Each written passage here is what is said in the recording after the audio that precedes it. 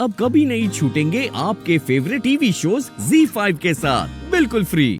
स्मिता, तुम तो मेरी अच्छी दोस्त हो ना, तो फिर तुम अपनी इस दोस्त से कौन सा बदला ले रही हो? मैंने ऐसा क्या कर दिया? तुम्हें मेरी कोई बात चुप गई है?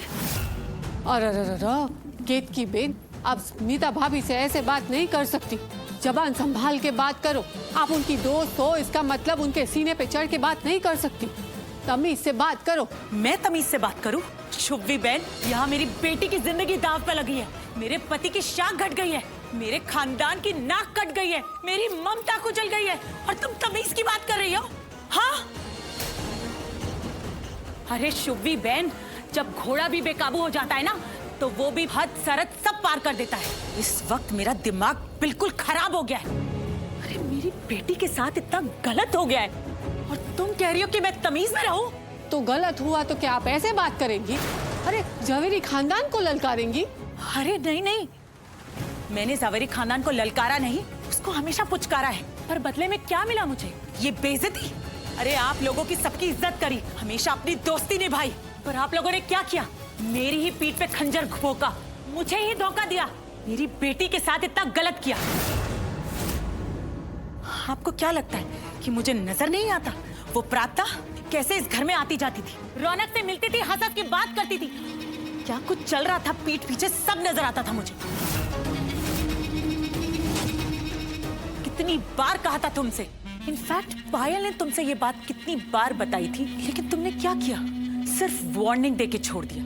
That's it।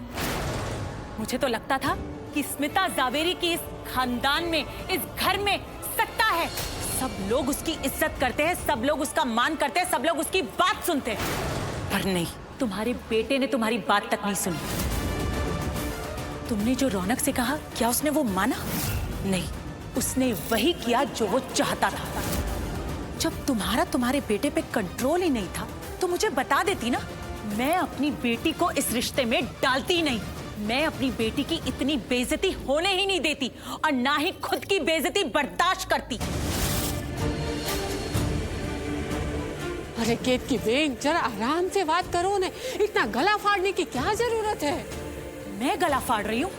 अरे आपके बेटे ने तो हमारा गला ही काट दिया है, कहीं मुंह उठा के चलने के लायक ही नहीं छोड़ा है।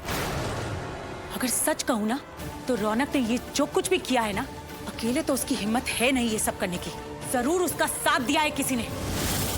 कौन है जिसने उसका साथ दिया है? कोई तो उसके पीछे है जो वो इतना आगे बढ़ गया है। हर्ष के अलावा कौन है इस घर में जिसने रौनक को सपोर्ट किया है? कोई तो है जिसने मुझे और मेरे परिवार को और मेरी बेटी को धोखा दिया है। कौन है वो? केतकी, बस मैं जानती हूँ तुम्हारे साथ बुरा हुआ है, गलत हुआ है, तुम्हारा दिल दुखा है, लेकिन तुम मेरे पूरे परिवार पर इतना बड़ा इल्जाम लगा रही हो। एक बार नहीं, 1000 बार लगाऊंगी। कोई तो है जो रौनक की आड़ में पीठ पीछे मेरी बेटी की धज्जियां उड़ा रहा है, उसे धोखा दे रहा है। कोई तो है जो हर्ष और पायल का सच जानता था, ये सब जानते हुए भी यहाँ पर खड़ा हुआ तमाशा देख रहा है। केत की बेन, आप तो सस्पेंस पिक्चर बनाने लग गई। इस घर में ऐसा कोई राज दफन नहीं है। लेकिन मेरी बेटी की इज्जत तो दफन हो गई ना। तुमने कहा था ना कि इस घर में कोई भी प्रार्थना से किसी किस्म का रिश्ता नहीं रखेगा, फिर भी यहाँ पे लोगों ने उससे रिश्ता रखा, क्यों?